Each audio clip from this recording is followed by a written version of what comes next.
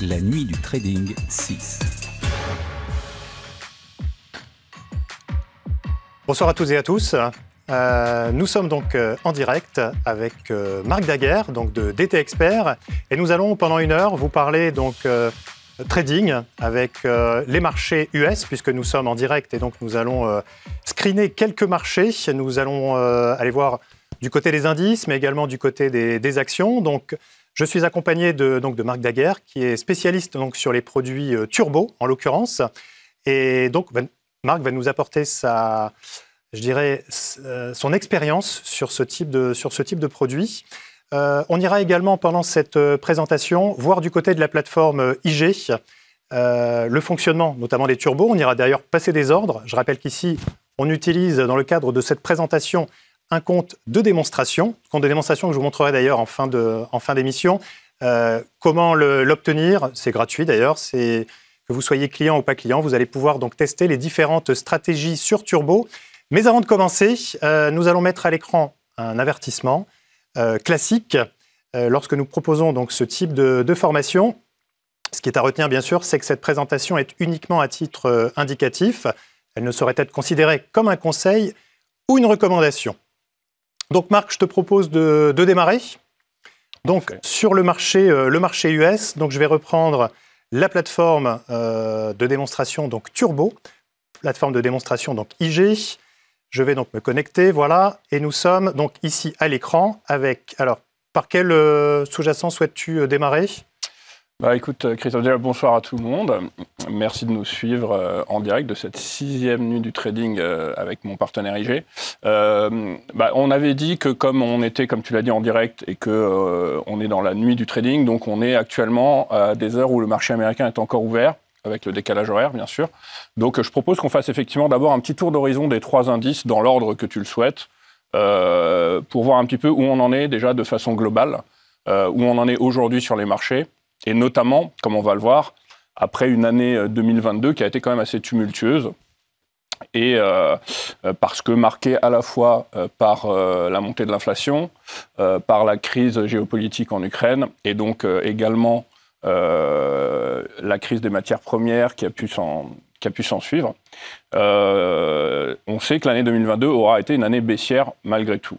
Alors, je montre simplement à l'écran, Marc, puisque en effet, sur les turbos, il est possible de négocier donc, différents types de classes d'actifs, aussi bien les indices, les matières premières, les actions, mais également donc, les devises ou les crypto-monnaies.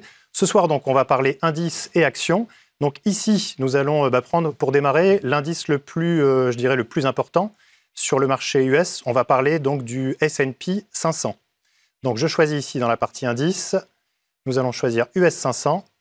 Et voilà, donc j'affiche le graphique à l'écran. Voilà, parfait. Alors, si tu peux resserrer un peu le graphique pour moi dans un premier temps, parce que, voilà, évidemment, merci. Donc, ce qu'on fait, nous, très régulièrement, en tant qu'analyste technique, graphique, c'est qu'on va essayer de voir un peu la vue d'ensemble dans un premier temps. On voit, en observant ce graphique, de façon assez aisée, finalement, que on était dans un marché haussier, que, de toute façon, les indices, en général, et particulièrement les indices américains, restent sur des tendances globales de fond haussières. Et on voit ici qu'à partir de très exactement fin 2021, début 2022, on est rentré dans ce qu'on appelle une phase de correction dans un premier temps. Alors pourquoi phase de correction ? Parce que la baisse qui a eu lieu en 2022 n'a pas été assez violente, quand bien même elle a été importante, pour envisager une reprise de tendance baissière. Sur les marchés, on a toujours la même question, c'est-à-dire qu'on va être soit en tendance, auquel cas, c'est plutôt agréable, entre guillemets, notamment quand la tendance est haussière, soit on est dans des corrections de tendance, qui sont des phases de marché beaucoup plus difficiles à appréhender, qui sont également parmi certainement les plus intéressantes parce qu'elles sont censées générer des points d'entrée qui vont être les plus intéressants. Et je rappellerai une chose, c'est qu'à chaque fois qu'un marché va dans un sens et qu'il entame un mouvement dans l'autre sens, la question qu'on se pose tous en général, c'est est-ce que ce mouvement inverse va être un retournement de tendance ou est-ce que ce mouvement inverse va être une correction de la tendance qui va nous permettre de pouvoir se repositionner sur la même tendance? Alors justement, la Marc, on est sur le S&P 500. Quelle est la tendance? Quand on regarde comme ça, de but en blanc, le graphique, Alors, on avait dit, Christophe, avant de démarrer, pas de questions pièges. Alors, maintenant, quelle est la tendance? De toute évidence, elle est pour l'instant à la correction. Sur les indices américains, c'est très évident, dans le sens où, attention, quand je dis à la correction, ça ne veut pas dire qu'elle est à la baisse, qu'on soit bien d'accord. On peut, à l'intérieur même d'une phase de correction, avoir des mouvements de hausse. Pour l'instant, à partir du moment, de toute façon, où le S&P et les indices américains n'auront pas franchi certaines résistances et ne seront pas logiquement revenus sur leur plus haut d'avant-crise de 2022, on ne pourra pas encore envisager une véritable reprise pérenne haussière. La question que tous les investisseurs se posent très légitimement, c'est où on en est maintenant, après une année 2022 chahutée et un début 2023 qui a plutôt été positif. Est-ce qu'on a les moyens, finalement, de croire en ce positif et de penser que le pire est maintenant derrière nous? Ou est-ce qu'au contraire, on est dans un rebond, peut-être un petit calme avant une nouvelle tempête?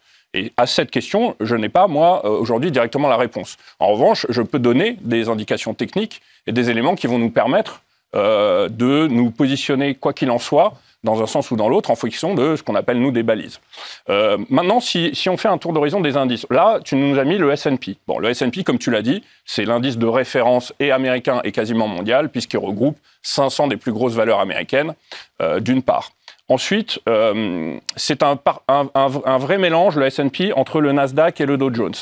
Pourquoi? Parce que tu as énormément de valeurs du Nasdaq, dont les grosses capis qu'on appelait les ex-GAFAM, finalement, parce qu'aujourd'hui, les GAFAM, Google est devenu Alphabet, Facebook est devenu Meta. Les Man-Man. Voilà, les Man-Man, enfin bon, si tu veux.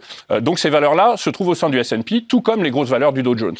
Donc la S&P est vraiment à cheval entre le Dow Jones, qui est l'indice empirique américain, si tu veux, le plus ancien indice, assez traditionnaliste, avec des valeurs industrielles dedans, mais de grosses valeurs quand même. Et le Nasdaq, qui lui, comme on le sait, est un indice à tendance technologique, qui va regrouper notamment les GAFAM et de grosses valeurs technologiques au sein de l'indice. Il faut savoir autre chose. Pour parler des ex-GAFAM, comme tu dis, il faut aussi se rendre compte, parce que c'est peut-être intéressant que les gens qui nous suivent le sachent, du poids, en fait. Parce qu'un indice, si tu veux, c'est un ensemble d'actions qui est pondéré. Chaque action au sein d'un indice ne va pas peser le même poids en fonction de sa capitalisation. Aujourd'hui, à titre d'ordre d'idée, les ex-GAFAM vont peser, et encore maintenant Facebook, Meta a un peu descendu, il y a des valeurs comme Nvidia, etc., qui sont passées devant. Mais si tu prends les 5 grosses valeurs américaines, elles vont représenter 50% du Nasdaq, quasiment. C'est quand même énorme. C'est-à-dire que elles vont peser autant que sur le Nasdaq 100, que les 95 autres, alors que sur le S&P, qui est quand même un indice dans lequel tu as 500 valeurs, elles vont peser pas loin de 20% du S&P. Ça, c'est pour donner un ordre d'idée comparatif du poids de certaines valeurs. Autre chose, le Nasdaq, tu verras, est toujours en valeur absolue l'indice qui va performer ou sous-performer le plus. Alors justement, on va passer à l'écran voilà. sur le Nasdaq. Voilà. Donc là, je ne passe pas par l'onglet recherche, puisque j'ai déjà préparer ici la plateforme avec les différents sous-jacents sur lesquels nous allons passer. Donc ici à l'écran, je vous ai mis donc l'US Tech 100, c'est-à-dire donc le Nasdaq 100. Parfait. Donc là, de la même manière, si tu pouvais le resserrer un peu dans un premier temps pour qu'on voit encore un peu plus à l'image du S&P, pour qu'on puisse voir, si tu veux, le sommet de fin 2021. Alors on va changer, on va le placer en journalier. Parfait, voilà, parfait, ok. Donc c'est très bien. Ici, on va s'attarder un peu plus sur le Nasdaq. D'abord, le Nasdaq, comme je vous l'ai dit tout à l'heure, c'est l'indice qui va, en valeur absolue, très souvent surperformer le marché. Autrement dit, dans des marchés haussiers, on va très souvent retrouver le Nasdaq en tête de liste. Et c'est le cas d'ailleurs actuellement sur 2023, sur le premier trimestre. Et quand on est dans des marchés baissiers, on va également le trouver en tête de liste, cette fois en tête de liste, on va dire, en lanterne rouge, puisque l'année dernière, c'est quand même l'indice qui a perdu pas loin de 30%. Et on le voit d'ailleurs sur le graphique, que la baisse a été un peu plus forte sur le Nasdaq et un rebond qui est pour l'instant un petit peu moins intense.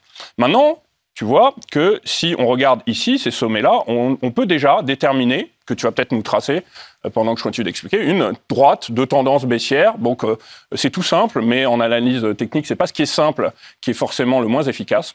Et on voit que cette droite de tendance baissière, qui a quand même capé l'avancée du Nasdaq pendant un certain temps, voilà, on voit quand même 4 points de contact minimum, on voit qu'on s'en est affranchi. C'est un premier signal qui peut nous donner un petit peu d'optimisme, et en tout cas à court terme, à savoir, pour l'instant, le Nasdaq a l'air d'avoir des velléités de rebond qui sont intéressantes. D'autre part, le Nasdaq étant l'indice le plus en retard aujourd'hui sur ses plus hauts d'avant-crise, ça reste un indice qui peut peut-être profiter d'une accélération haussière aussi plus importante. encore une fois, comme tu l'as dit tout à l'heure, on n'est pas là en train de donner des conseils, on est juste en train de faire une analyse et de donner des avis. Il est extrêmement difficile aujourd'hui de se prononcer suffisamment clairement sur une tendance indicielle en ce début d'année 2023, puisqu'on a des informations un peu qui vont à contre-courant. Voilà, on a économiquement, on ne peut pas dire qu'on est rassuré par tout ce qui se passe. Est-ce qu'on a déjà pricé beaucoup de choses, hein? Quand on dit pricé, c'est-à-dire est-ce que le marché a déjà intégré toutes ces mauvaises informations? Est-ce qu'on est à l'abri de la récession? Où est-ce qu'on en est avec les taux? Est-ce qu'on sait déjà jusqu'où la Fed va vouloir monter ses taux? Pour l'instant, c'est trop tôt pour se prononcer. Pour autant, et je ne sais pas si tu préfères qu'on regarde ça sur des indices ou si on rentre sur du cas par cas pour essayer de voir... On peut justement faire juste un bond sur le Dow Jones. Voilà, ici. Alors pareil, on est en journalier. Je dézoome au maximum. Oui, voilà. Donc là, exactement de la même façon, on voit sur les 3 indices, on a la même configuration, à savoir une année 2022 qu'on voit ici, en fait, en phase de consolidation, et puis un rebond depuis 2023, plus ou moins intense selon les indices. On voit que le Dow Jones, lui, a rebondi quand même en amplitude un peu plus fortement que les 2 autres, d'accord ? Et marque aussi ici ce qu'on appelle, nous, si tu veux, une phase de consolidation en 3 temps. Voilà. Et les phases de consolidation en 3 temps sont assez souvent révélatrices d'un potentiel haussier à revenir derrière, qui pourrait être intéressant. Si tu veux, tu peux tracer la même droite de résistance que tu avais tracée sur le Nasdaq, parce que là, je pense qu'on va, à vue d'œil, je pense qu'on va aussi avoir droit... Je prends le plus haut ici. Voilà, tu prends le plus haut, tu passes par les plus hauts là, et normalement, ça devrait coller. Voilà, exactement. Voilà, arrête-toi là, c'est parfait. Là, si tu veux, on a un exemple de cas d'école technique, à savoir une droite de résistance importante que le Dow Jones est venu dépasser. Et cette droite de résistance devient ce qu'on appelle une borne de polarité chez nous, c'est-à-dire que cette droite de résistance va, une fois qu'elle a été dépassée, venir jouer le rôle de support. Voilà, exactement sur les points que tu peux montrer là, à 2 reprises. Ça aussi, c'est un signal un petit peu plus marqué d'un potentiel de reprise, en tout cas pour le moment, qui ne vient pas être tout de suite remise en cause. Ce qu'il faut enfin savoir, avant qu'on passe peut-être au cas par cas, c'est qu'aujourd'hui, on est très clairement dans un contexte de marché assez trouble et difficile, où peut-être que favoriser ce qu'on va appeler le stock picking, à savoir choisir quelques valeurs au cas par cas, en regardant celles qui pourraient nous paraître intéressantes, pour quelles raisons, nous semble un peu plus judicieux que de se dire bah, écoutez, là, c'est facile, ça monte, ou bien là, c'est facile, ça baisse. Les marchés européens qui ont rebondi davantage font face à des zones de résistance importantes. Tout le monde sait que le CAC revient sur son plus haut historique. Il est beaucoup trop tôt aujourd'hui pour véritablement se prononcer sur le directionnel qu'on va prendre, déjà, ne serait-ce qu'au second semestre, qu'au 2e trimestre qui a déjà commencé. Donc, simplement pour résumer, Marc, donc là, on a pris une vision globale des marchés, des marchés US. On va regarder donc 3 actions sur différents secteurs. On va prendre Microsoft, on va parler de Tesla et on va parler également de McDonald's. Alors, par rapport à ça, comme je disais en préambule, tu es un spécialiste aujourd'hui des turbos. Le turbo, c'est quoi en soi? Comment ça fonctionne? Alors un turbo, Christophe, c'est ce qu'on appelle nous un produit dérivé qui va fonctionner selon des spécificités qui lui sont propres. Pour autant, le turbo est un produit qui va être rattaché à un sous-jacent. Donc, pour ceux qui se demanderaient ce qu'est un sous-jacent, en bourse, un sous-jacent, c'est tout ce qui peut être coté, aussi bien un indice, donc on l'a dit, on l'a vu ensemble, donc ça peut être du Nasdaq, du CAC 40, du Dow Jones, ça peut être une action, on va le voir là, ça peut être Microsoft, Tesla, McDonald's, mais ça peut aussi être très bien Renault, voilà, etc., ou même des valeurs européennes. Ça peut être une matière première.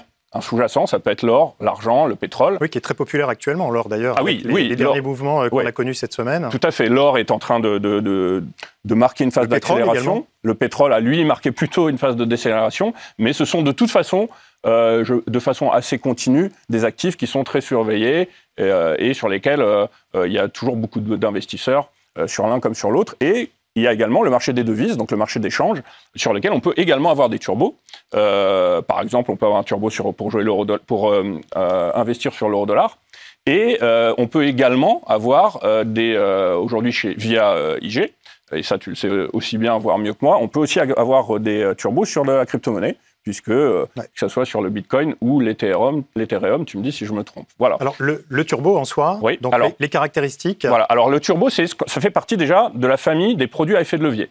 Ça veut dire qu'il faut envisager l'effet de levier comme un coefficient multiplicateur et qui va jouer aussi bien pour toi, si tu es dans le bon sens, mais il peut également jouer contre toi, si tu es dans le mauvais sens. En faveur ou en ta défaveur. Ça serait trop facile, voilà. Mais il va décupler ta performance, qu'elle soit bonne ou mauvaise, en fonction du levier que tu vas choisir, avec plus ou moins d'amplitude. Alors justement par rapport à ça, Marc, oui.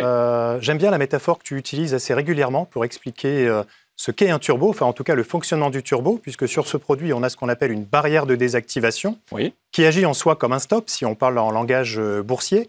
Mais la métaphore, c'est cette métaphore du ventilateur, pour bien expliquer le fonctionnement. Alors oui, tout par à fait. rapport à la démultiplication, à l'effet de levier sur la performance. Alors justement, avant la métaphore elle-même, comme tu l'as dit, rappelons juste que l'effet de levier, il est, j'allais dire, pas fixe dans le sens où, en fonction, et c'est là que tu vas peut-être nous le montrer tout à l'heure sur la plateforme, en fonction de ta stratégie, tu vas avoir plusieurs effets de levier possibles, puisque plusieurs barrières possibles.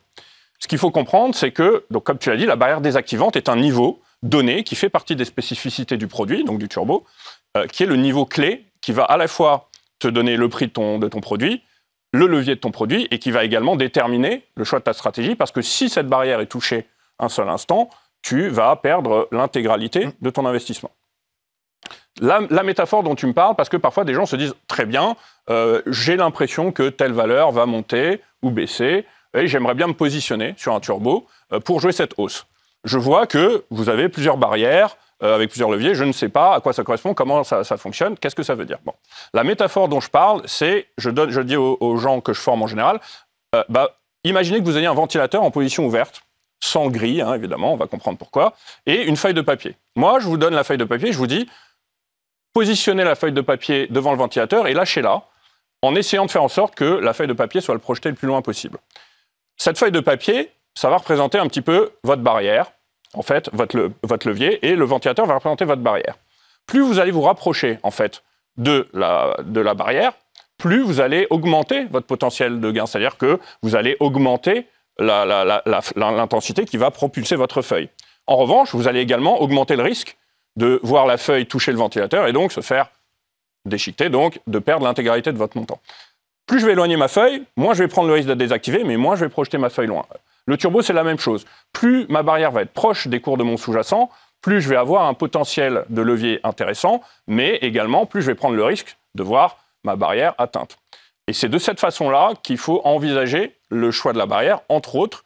Après, évidemment, les autres données à prendre en compte, c'est votre conviction dans le directionnel et votre timing aussi. Est-ce que vous pensez que le titre sur lequel vous voulez vous positionner va monter immédiatement? Auquel cas, peut-être essayer de vous positionner sur une barrière un peu plus agressive. Ou est-ce que vous pensez qu'il va peut-être encore corriger un petit peu et vous préférez écarter un petit peu le niveau de la barrière pour donner la possibilité au sous-jacent de corriger?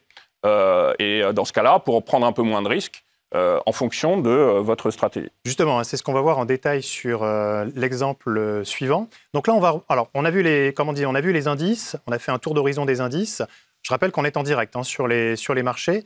On va prendre la première action, Microsoft, et prendre un scénario. Notamment, on va illustrer justement une anticipation de marché par rapport à une prise de position sur un turbo. Ici, donc, on a le graphique. Là, on est en journalier. Alors, je ne sais pas si tu souhaites raccourcir ce graphique. Juste une fois rapidement, pour que les gens voient qu'effectivement, Microsoft n'a pas échappé à la règle qu'on a vue tout à l'heure en regardant les indices, qui est tout à fait logique, puisque Microsoft est une des plus grosses capitalisations américaines. Donc, effectivement, si tu resserres un tout petit peu, on va voir que le titre étant toujours inscrit dans une tendance haussière de fond positive, on reprend quasiment le schéma qu'on a retrouvé précédemment sur les indices. Oui, et là, on a à la fois la structure de baisse du Nasdaq, puisqu'évidemment, le Microsoft est une des plus grosses capitalisations du Nasdaq, mais on a également la structure qu'on avait sur le Dow Jones au niveau du rebond en pullback, tu vois, ici. Alors, je mets le Dow Jones à l'écran. Voilà, et si on voit le Dow Jones ici, on voit, tu vois, qu'on l'avait montré, ici, le rebond en pullback sur la résistance. Et si tu remets Microsoft, on va avoir la même chose, c'est-à-dire qu'on voit que après avoir dépassé sa résistance, on voit que le titre est venu, tu vois, donc il dépasse la résistance. Donc là, tu as un premier signal haussier qui peut te mettre un peu en confiance. Sachez, et ça je le dis parce que pour le coup, mon expérience est suffisamment avéré sur ce point-là. Quand on a le pullback ici, tu vois, si tu peux le montrer, voilà, ici, c'est-à-dire que, tu vois, on dépasse la droite, on corrige, et on corrige quand même assez fort, hein, mais malgré tout, malgré cette correction forte, on vient à nouveau s'appuyer sur cette droite, qui était une résistance qui devient support, et là, moi, ce que je conseille très souvent, c'est que sur un pullback comme ça, c'est-à-dire confirmation du scénario qu'on avait, il ne faut pas hésiter à rentrer en position. Et si on était rentré en position avant le pullback, quand il y a un pullback, en général, la meilleure stratégie, c'est de se renforcer et d'accumuler un petit peu parce qu'on a, si tu veux, un petit peu plus de conviction dans notre directionnel. Alors, si on prend le marché en direct, oui. Là, c'est vrai qu'on a rebondi donc, sur ce support, résistance qui est devenu donc, support ici. Oui. Là, actuellement, donc McDonald's... Non, on est sur Microsoft. Là, hein. Pardon, Microsoft.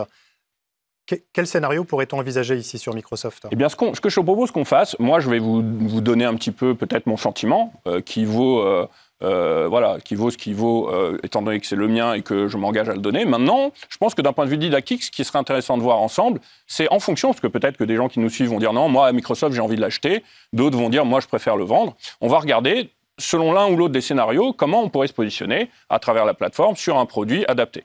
Imaginons, par exemple, ce qui serait peut-être un peu mon sentiment, qu'à court terme, on estime que la hausse n'est pas encore tout à fait terminée et qu'il y a peut-être un potentiel, disons, pour atteindre les $300 sur la valeur. Au vu, justement, de ce qu'on a vu, à savoir cassure d'une résistance, rebond en pullback et valeur quand même solide malgré tout. Donc, à partir de ce moment-là, ça veut dire que je vais peut-être jouer encore un petit mouvement haussier. Donc, je vais me positionner, évidemment, pas sur un short, mais sur un long, puisque mon intention, c'est de me positionner à la hausse. D'ailleurs, juste, je te coupe quelques secondes, Marc. J'ai affiché ici à l'écran, puisqu'on a la possibilité sur un graphique, là en l'occurrence donc sur Microsoft, d'afficher également les différentes barrières de désactivation disponibles sur les turbos. Donc, vous avez pour un scénario haussier les turbos longs qui se situent donc en dessous. La barrière de désactivation se situe en dessous du cours actuel. C'est ce qu'on retrouve ici donc sur le graphique. Et si vous êtes plutôt dans le cadre d'un scénario baissier, c'est-à-dire un turbo short, vous allez retrouver donc les différentes barrières de désactivation au-dessus donc du cours actuel. Je te redonne la main, Marc. Oui, tout à fait. Donc là, c'est très bien, tu m'as devancé, mais ce qui est intéressant, c'est que via la plateforme d'IG, on a tout de suite une vision, comme tu l'as montré ici, de où se trouve chaque barrière en fonction des cours du sous-jacent. Pour nous, par exemple, qui sommes analystes techniques, c'est extrêmement utile parce que c'est une vision graphique qu'on va avoir et on va très vite savoir où va se situer, par exemple, ce qu'on appelle notre stop, à partir de quand on envisage que notre scénario n'est plus valable et on va évidemment choisir une barrière en fonction. Tu l'as dit, prenons le premier cas où on préfère jouer la hausse de Microsoft. Évidemment, on va prendre une barrière sur un turbo long, donc la barrière va être sous les cours actuels du sous-jacent. Il est évident que cette barrière doit être choisie notamment en fonction d'un niveau de stop assez fort qu'on voudrait envisager. Pourquoi ? Parce que si on décide de ne pas mettre un niveau de stop intermédiaire, ça veut dire qu'on prend le risque d'être désactivé. On se sert de la barrière comme niveau de stop, auquel cas on perd 100% de notre investissement. En revanche, la stratégie la plus pertinente pour un investisseur turbo, c'est de choisir sa barrière sous le niveau de stop pour éviter justement la désactivation. Donc, sur Microsoft, on a, nous, ce qu'on appelle un overlap assez fort. Donc, est-ce que tu peux me tracer une horizontale, toute simple, qui passerait un petit peu par le dernier sommet là de... Là où est la souris actuellement, ici, là, sur ce Voilà, sur en fait, ce non, niveau. un peu plus bas, je vais te montrer. Prends-moi l'horizontale, une horizontale. Je vais la placer avec toi. Voilà, un peu descends un tout petit peu. Sur la plateforme. Voilà, là, ici. Voilà. Vous avez la possibilité, comme je suis en train de Exactement. le faire, Ici, donc, c'est de parfait. dessiner vos droites de tendance, les canaux, etc. Donc ici, on se place ici. Voilà, on se place ici parce que c'est ce que nous on appelle une zone d'overlap, c'est-à-dire, tu vois, c'est la zone qui avait arrêté la première jambe de rebond en courant février, entre février, voilà, première quinzaine de février. Voilà, si tu vas un peu plus à gauche, ici, voilà, là, ici, on voit que cette droite-là avait arrêté les velléités acheteuses à ce moment-là. Puis, on l'a dépassée, et à partir du moment où on l'a dépassée, on voit que on est venu s'appuyer dessus en pullback, donc c'est ce que nous on appelle un overlap. Cette zone pourrait délimiter un stop, par exemple, assez intéressant, pertinent techniquement, ce qui voudrait dire qu'il vaudrait mieux prendre une barrière qui se situe sous le stop. Qu'est-ce qu'on a ? On a sur ta plateforme, on voit que très rapidement, on a la partie graphique et sur la partie logistique, on voit les produits et on voit le levier indiqué. C'est ce qu'on a ici, hein, sur la droite. Alors, je ne sais pas si à l'écran on voit, parce que là on a une petite coupure sur la droite sur l'écran. D'accord. Mais en effet, vous avez les différents turbos disponibles. Là, j'ai cliqué tout à droite sur turbo long. Et vous avez ici donc tous les turbos disponibles. C'est ce qu'on les retrouve d'ailleurs ici, hein, au niveau graphique. Vous avez les différentes barrières donc, qui sont affichées.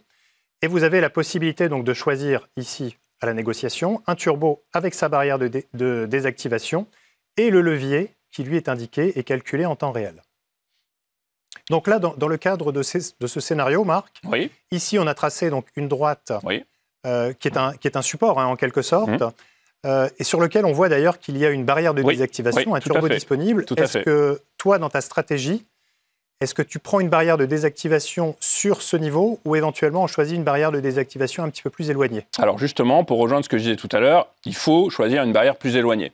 La personne qui souhaiterait choisir la barrière sur ce niveau, c'est une personne qui va prendre un risque plus important, qui doit elle-même s'engager et comprendre qu'elle s'engage à pouvoir perdre l'intégralité de son investissement, ou en tout cas une majeure partie, parce que c'est un stop, ce qu'on appelle nous, une barrière assez serrée. En revanche, si tu prends la barrière suivante, tu vois, qui est à 258, celle qui est ici, voilà. Elle est déjà assez confortable, puisqu'elle est assez éloignée de ce que nous, on va appeler notre niveau de stop, qui se trouve sur l'overlap. Pour autant, elle nous fait profiter d'un effet de levier de 11, ce qui est quand même pas du tout anodin, ce qui signifierait que, alors évidemment, hein, on va être tout à fait transparent, ce qui signifie que si jamais Microsoft devait prendre par exemple 4%, ce qui n'est pas phénoménal pour une valeur comme Microsoft, ton turbo, lui, prendrait environ 40%, d'accord ? Alors à l'inverse, parce qu'il faut bien savoir, si Microsoft venait à corriger, et par exemple si Microsoft perdait 3%, tu serais en train de perdre 33% à peu près. Il faut bien savoir ça, que le levier ne va pas jouer pour toi uniquement si tu es dans le bon sens, il va venir impacter ta position, que tu sois dans le bon ou dans le mauvais sens. Alors justement, ici j'ai mis à l'écran donc, le turbo. Hein. Vous voyez, quand vous cliquez donc, sur le passage d'ordre, vous avez la possibilité donc, d'ouvrir une position sur le turbo. Je rappelle hein, que la valeur du turbo, elle est calculée entre le cours actuel de la valeur, en l'occurrence ici Microsoft, et le niveau de barrière de désactivation. Donc plus vous allez vous rapprocher de la barrière de désactivation, et plus le prix du turbo va se rapprocher de zéro. Et en effet, si on vient toucher cette barrière de désactivation, cela va donc désactiver le produit de façon définitive. L'avantage, je dirais, du turbo, c'est que ça vous permet d'investir sur des valeurs. Vous voyez ici la valeur Microsoft est à plus de 283 $. Là, ça vous permet d'investir, je dirais, d'avoir la même exposition dans le marché sans avoir à investir la totalité du montant de cette position, mais uniquement d'investir le delta entre le cours actuel et le niveau donc, de désactivation du turbo. Donc si je souhaite passer un ordre d'achat, puisque là, ici, ce turbo, donc, on l'achète, je clique donc, sur achat. Vous avez ici la fourchette de négociation du turbo qui apparaît. Vous avez la possibilité, comme sur une action par exemple, de placer différents types d'ordres. Ici, on va placer un ordre au marché, c'est-à-dire que nous allons exécuter l'ordre de façon immédiate. Je vais saisir une quantité. Ici, par défaut, j'ai 1000 turbos, mais bien sûr, je peux adapter la quantité, la taille de ma position par rapport à la taille globale de mon portefeuille. Vous avez ici la valeur notionnelle. Donc là, on est sur un compte de démonstration, bien sûr, je le rappelle. On est un petit peu plus de 10 000 €. Je fais aperçu de l'ordre, puis placer un ordre, et mon ordre est exécuté. Voilà, donc là, je suis en position sur le turbo.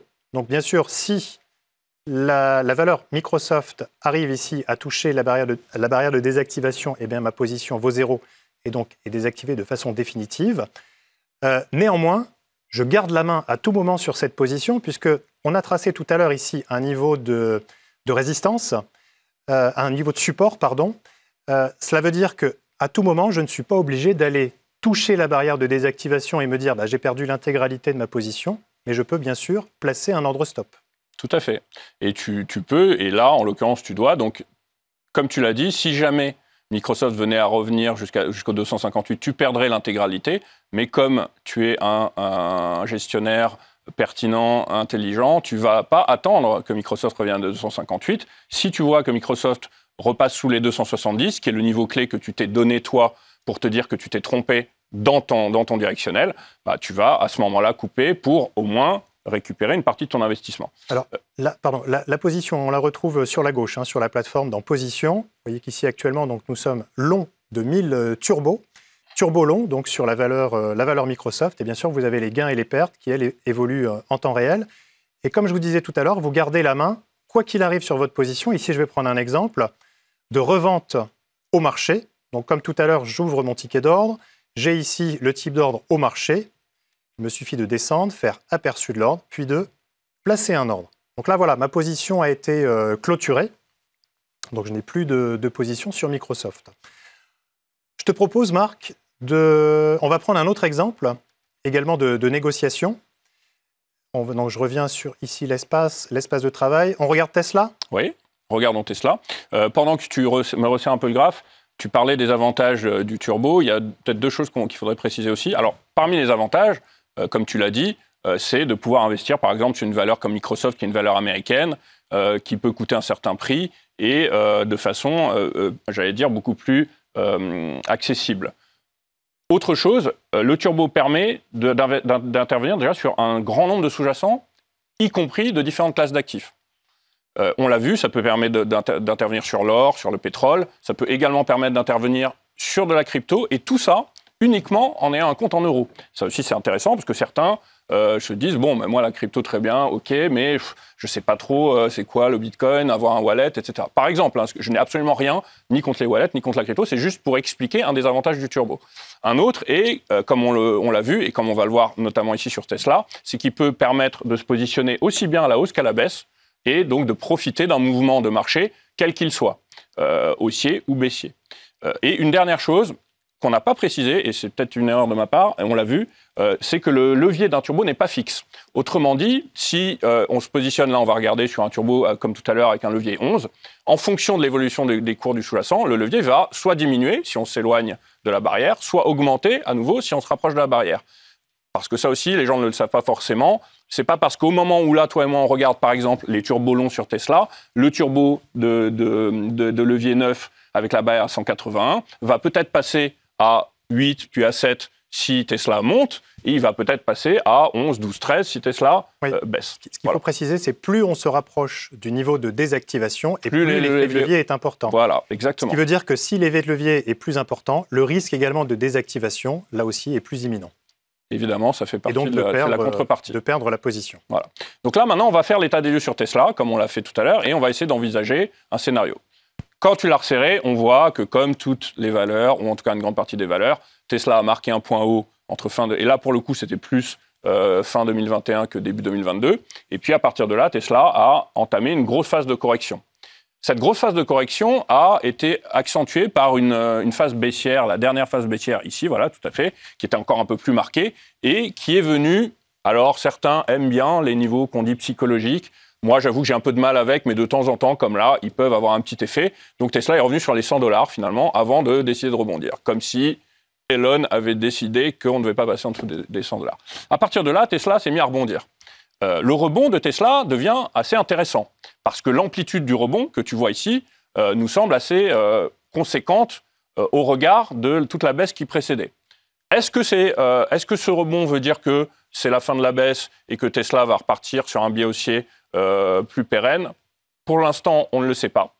En revanche, ce qui, moi, me semble intéressant, c'est la chose suivante. Dans la configuration qu'on a actuellement, dans un premier temps, si tu veux, à plus court terme, on voit qu'on a eu, après le rebond, une première correction, d'accord, qu'on a ici. Voilà. Et après cette correction, on a eu une autre tentative de reprise haussière, d'accord. C'est-à-dire que le rebond s'est dit, peut-être que je vais reprendre un petit peu de momentum et d'amplitude. Sauf que, au vu des derniers jours, et notamment à l'heure où on se parle, toi et moi, Tesla est en train de perdre plus de 3%, ça veut dire que, pour l'instant, on est toujours dans cette phase de temporisation. Autrement dit, mon avis sur Tesla, à court terme, il est baissier parce que je pense qu'on va rester pour l'instant dans ce petit canal correctif. Alors, traçons-le, le canal, puisque tu peux nous tracer un petit canal. Donc, c'est un petit canal à court terme qui passe par les deux derniers sommets. Et on va tracer la parallèle, ce que nous, on appellerait un drapeau. Alors, pour l'instant, il est beaucoup trop tôt pour valider véritablement cette figure, mais avec un peu d'expérience, on va se... Voilà, donc voilà, tu pars de là à là, et tu traces après la parallèle qui va passer par le point bas, un peu plus bas ici, voilà. Donc, ouais, ou un peu plus haut, si tu veux, pour pas mordre. Je le mettrai un tout petit peu plus haut. Encore un tout petit peu. Voilà, ici, parfait. Donc là, on a ce drapeau potentiel à l'intérieur duquel on est. Deux choses. À très court terme, j'aurais plutôt tendance à penser que Tesla va continuer sa correction pour revenir tester éventuellement le bas de ce drapeau. En revanche, et là où je me prononcerai un peu davantage, j'ai très rarement vu des phases de rebond avoir lieu en ce qu'on appelle, nous, une jambe, un mouvement, une vague. La plupart du temps, un mouvement de rebond doit prendre place en 3 temps minimum. Ce qui voudrait dire que, sur du plus long terme, on peut encore rester optimiste et se dire que la première jambe de rebond qu'on a eue très forte, tu sais, avant cette entrée dans le drapeau, voilà, la phase qu'on a ici, a des chances de donner lieu à une autre vague à peu près de la même intensité, qui nous permettrait à ce moment-là de profiter d'un mouvement de hausse. Maintenant, l'idéal, à court terme, c'est pour l'instant, soit de rester prudent, soit éventuellement de se positionner sur un des turbos que tu nous montres short pour jouer la faiblesse des cours actuels en se disant qu'on va peut-être revenir sur le bas du canal, puisque ça sera déjà, en termes de potentiel de gain, intéressant. Donc là, Marc, on parle on partirait sur un short. Oui. Donc ici, là, j'ai réaffiché sur le graphique les barrières pour les différents turbos, donc short, c'est ce qu'on a ici, donc au-dessus des cours actuels, avec les différentes barrières, sachant que la première barrière, elle est ici, elle est quand même assez proche. On voit qu'on est sur un effet de levier 7. La barrière est à 197. Sur quel scénario on pourrait envisager une entrée ici? Alors déjà, petite explication au passage, plus on va être sur des valeurs volatiles en général, plus le ratio distance, barrière et levier va être faible. Parce que la volatilité de la valeur en question va induire, alors que tu vois que sur Microsoft par exemple, on avait des leviers qui étaient un peu plus forts avec une distance de barrière qui semblait à peu près équivalente. Bon, ça c'est une parenthèse qui est fermée. Ici, justement, de façon très pertinente, comme tu nous l'as fait remarquer, les 2 premières barrières que je vois, moi, que tu vas indiquer, ici, me semblent un peu proches, oui, en termes déjà alors les 2 premières, qui sont à l'intérieur de ton canal gris, tu vois, la première là, qui est à 197 et celle qui est à 202, me semblent un peu proches. D'abord parce qu'avec une valeur comme Tesla, on peut les atteindre très vite. La preuve, c'est que là, on se parle, la valeur perd 3%. Rien ne l'empêcherait de reprendre 3% demain.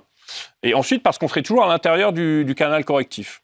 En revanche, si nous, on décide de jouer la baisse, de se positionner à la baisse plus précisément, en se basant sur la poursuite du drapeau, ça veut dire qu'il faut absolument qu'on ait notre barrière au-dessus du drapeau. Donc peut-être que la barrière la plus pertinente, la première, serait effectivement celle-ci, autour des 212, c'est 212. Ça ? Voilà, 212, qui nous laisse un peu plus de marge de manœuvre, en positionnant un stop vraiment limite sur le haut de ton drapeau, qui fait que tu vas éviter la désactivation, mais tu vas quand même te donner un moyen de bénéficier, de profiter de la correction que tu penses être amenée à se poursuivre pour l'instant. Alors justement, je vais passer un ordre sur le turbo short, donc Tesla, la barrière ici que nous avons choisie. Juste au niveau du passage d'ordre, puisqu'il faut repréciser que les turbos sont des produits listés, donc sont soumis à des prospectus. Sur la plateforme IG, vous retrouvez ici, dans l'onglet Info, le document, le prospectus pour chacun des turbos donc émis et qui est proposé donc à la négociation sur la plateforme IG. Alors, si je reviens sur mon ticket d'ordre, on va comme tout à l'heure ouvrir une position au marché. Donc, je rappelle qu'ici, on est sur un turbo short, donc on anticipe une baisse des cours. Je vais donc placer ici, alors je vais réduire un petit peu la quantité, je vais mettre 500 turbos. Donc, je modifie simplement ici, voilà, la quantité. Je fais aperçu de l'ordre, puis placer un ordre. Donc, on retrouve l'ordre ici dans les positions. Enfin, on retrouve en tout cas cette position ouverte ici. Donc, nous sommes long de 500 turbo short. Donc, nous anticipons donc une baisse des cours. Alors, il y a une fonctionnalité sur la plateforme IG. Parce que là, ici, on a donc ouvert une position. Logiquement, lorsqu'on ouvre une position, on prend également un objectif en termes de gain. Par exemple, ici, je ne sais pas, Marc, on prendrait cette bougie ici oui, je pense que par exemple, dans le meilleur des cas, qui peut le plus, peut le moins. Donc, dans un premier temps, on peut viser un retour sur les plus bas avec un potentiel sur le bas du drapeau, par exemple. Alors justement, je vais vous montrer qu'il y a une particularité sur la plateforme. C'est un outil qu'on appelle le pricer, parce que vous voyez qu'ici, donc, le turbo cote 4,30 €. Mais quel sera le prix de mon turbo si, en effet, on vient toucher ici le bas de cette bougie? On est sur un niveau de, on va dire, 164 $ sur la valeur Tesla. Eh bien, vous allez voir, je vais vous montrer, c'est très simple. Ici, on va choisir un ordre limité. Et au lieu de choisir une limite directement, on va utiliser le pricer. Je vais rentrer simplement la valeur du sous-jacent, en l'occurrence ici 164 sur Tesla. Et vous voyez que ça me calcule automatiquement le niveau de mon turbo si Tesla descend donc à 164 $. Je fais ici copier sur mon ticket d'ordre. Cela m'indique automatiquement le gain ou la perte potentielle sur ma position. Je fais aperçu de l'ordre. Alors ici, je n'ai pas mis la bonne quantité, je vais mettre 500, puisque cela correspond à notre quantité donc, de turbo que nous avons pris donc, sur la plateforme. Je fais aperçu de l'ordre. Voilà, le gain ou la perte potentielle est représenté ici. Je fais placer un ordre. Voilà. Mon ordre, bien sûr, n'est pas exécuté. Il est positionné, il est en attente. Et donc, si en effet la valeur Tesla vient toucher 164, mon turbo vaudra donc 6,50, enfin 6,509 précisément. Et donc, ma position sera liquidée cette fois-ci avec un gain. Et comme tout à l'heure, je le reprécise, vous gardez la main quoi qu'il arrive sur votre position, c'est-à-dire qu'ici, nous sommes, vous voyez, toujours en position, bien sûr, sur le turbo Tesla. Je peux très bien modifier le niveau de sortie de mon turbo. Je peux supprimer ce niveau. Je peux, pourquoi pas, placer un ordre stop sur la position, notamment pour ne pas aller toucher la barrière de désactivation. Et puis, à tout moment, je garde la main. Vous voyez, si vous souhaitez revendre cette position, par exemple, au marché, cela est possible. On va sur ordre au marché et on y va. On liquide cette position. Alors, on va avancer un petit peu, Marc, parce qu'on risque d'être à la bourre. Je vais simplement vous montrer deux choses. Puisque, Marc, tu proposes donc des idées de trading auprès de la clientèle IG, mais également auprès de tout le monde, au travers du site IG, ce qu'on appelle les idées de trading. Les idées de trading, vous les retrouvez donc sur le site d'IG. Il vous suffit simplement ici d'aller, je vais vous montrer, hein, donc quand vous êtes sur le site, vous avez ici un petit plus, on clique, vous avez idées de trading, on descend, vous avez, alors attendez, je vais peut-être aller un peu vite, voilà, idées de trading, je n'ai pas cliqué sur le bon, idées de trading.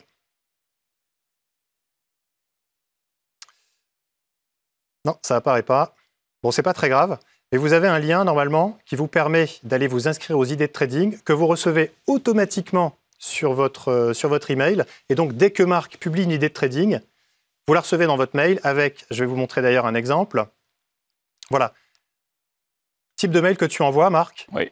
Avec les différentes donc, idées de trading. Là, la dernière, c'était une idée sur Telefonica. C'est une des dernières. C'est intéressant, finalement. Pourquoi c'est intéressant? Pas, évidemment, je prêchais ma paroisse parce que cette idée a bien fonctionné.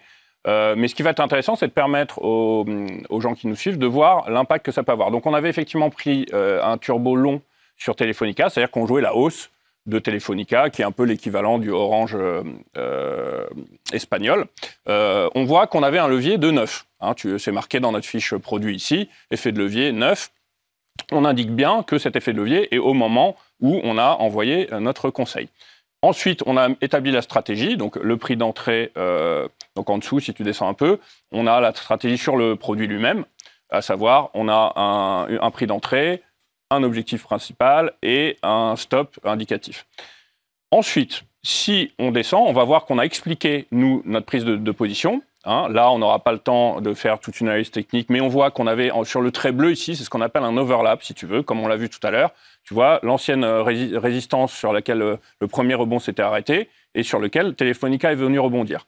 On avait fait cette idée, je pense, je ne sais plus si on regarde la date, c'était en mars, 21 mars, Marc, je crois. On va devoir malheureusement accélérer. En effet, hein, donc vous allez recevoir les idées de trading donc, directement par email lorsque vous inscrivez donc, aux idées, avec le détail. Hein, en effet, pour l'objectif, le détail donc, sur le turbo sélectionné par Marc. Je rappelle que ces idées, elles sont gratuites. Vous pouvez donc vous inscrire directement sur le site d'IG à la rubrique idées de trading en laissant simplement votre adresse mail, que vous soyez client ou pas client d'IG d'ailleurs. Ce service est complètement gratuit.